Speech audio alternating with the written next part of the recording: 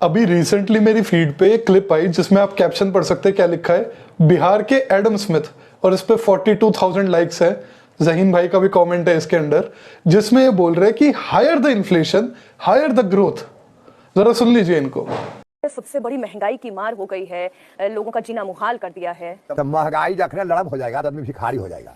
महंगाई अच्छा होता है, आज जब भाव गिर जाता है तो कुछ दरिद्र हो जाता है। पहले मछली बिकता था 2 रुपये मन, दूध बिकता था 8 आने किलो, तो किसी को अंगा पहनने का नहीं था। आज महंगाई हो गया तो कहे जरा जूता चप्पल नहीं, पहले मांग के जाता था, ओकरा से वो महंगाई है जो ऊपर ले जाता है, और नीचा जब गिरेगा तो गरीब भिखमंगा हो जाएगा। मैं पहली बार ऐसी परिभाषा सुनी कि महंगाई भी अच्छी होती है। महंगाई अच्छा होता है, महंगाई अच्छी होती है। अब जो कैप्शन यहाँ पर स्टेटेड है कि higher the inflation higher the growth, ये बकवास है, ऐसा कुछ नहीं होता।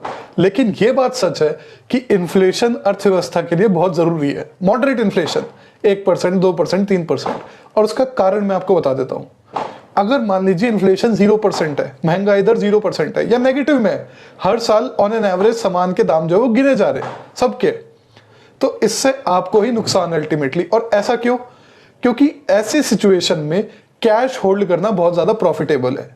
अगर दाम गिर रहे हैं तो हर साल, तो कैश की वैल्यू बढ़ती चली जा रही है। और अगर 0% इन्फ्लेशन है तो आज जो कैश की वैल्यू है उतनी ही 100 साल बाद होगी।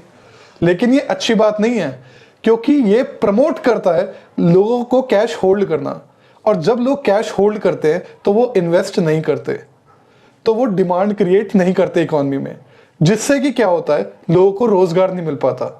यही हुआ था ग्रेट डिप्रेशन के टाइम पर, फॉलिंग प्राइसेस, डिफ्लेशन हो रही थी तब। तो इससे क्या हुआ, लोगों को वो, भाई हम क्यों लगाए कारखाने, मार्केट में डिमांड है नहीं, हमारा माल बिकेगा नहीं, और कैश होल्ड करना ज्यादा प्रॉफिटेबल है। तो इससे क्या हुआ, लोगों को नौकरियां ही नहीं मिली, और जब लोगों को नौकरियां नहीं मिली तो और ज्यादा इनकम गिर गई, और ज्यादा डिमांड कम हो गई, तो और ज्यादा अर्थव्यवस्था बॉटम में जाने लगी। इससे आपको यह पता चलना चाहिए कि ये जो बिटकॉइन को प्रमोट करने वाले टेक ब्रोज है, उनकी बेसिक्स ही इकोनॉमिक्स की क्यों फ्लॉड है। वो क्या कहते हैं कि भाई बिटकॉइन को गवर्नमेंट जो है वो डेप्रिशिएट नहीं कर पाएगी, एडिशनल बिटकॉइन क्रिएट नहीं कर पाएगी, और ये कितना अच्छा अर्थव्यवस्था के लिए।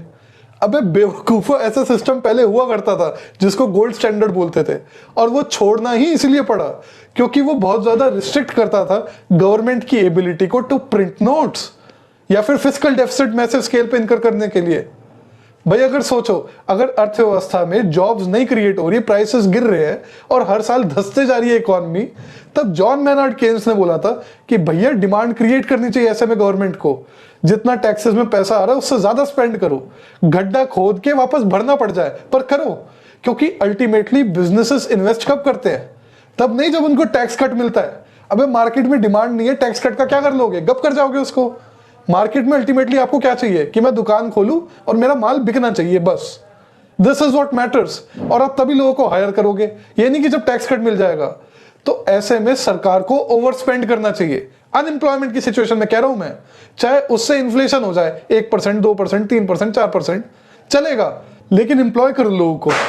यहां पर क्या होता है, यहां पर सब इन्फ्लेशन की बात करते हैं, एम्प्लॉयमेंट की कोई बात ही नहीं करता। देखो मोदी ईयर्स में इन्फ्लेशन कितनी कम है, अबे अनएम्प्लॉयमेंट भी तो देखो कितनी हाई है, मार्केट में डिमांड ही नहीं है। इन्वेस्टमेंट टू जीडीपी रेशियो देखो, आज से 10-15 साल पहले जितना था हाई, वहां तक रीच नहीं कर पाया मोदी ईयर्स में, जितना ढिंडोरा पीटते हैं मेक इन इंडिया और ये और वो। ऐसा क्यों है? क्योंकि डिमांड ही नहीं है।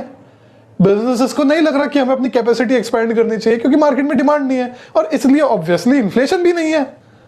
अगर आपको डिटेल्स चेक करनी है तो मैंने आनंद रंगनाथन को रिफ्यूट करते हुए कुछ वीडियोस पोस्ट की थी, वो देख लेना मेरे यूट्यूब चैनल पे, आपको पता चल जाएगा। अब ये भी इसका मतलब नहीं है कि जितनी ज्यादा इन्फ्लेशन होगी उतनी ज्यादा ग्रोथ होगी, बेवकूफपना है।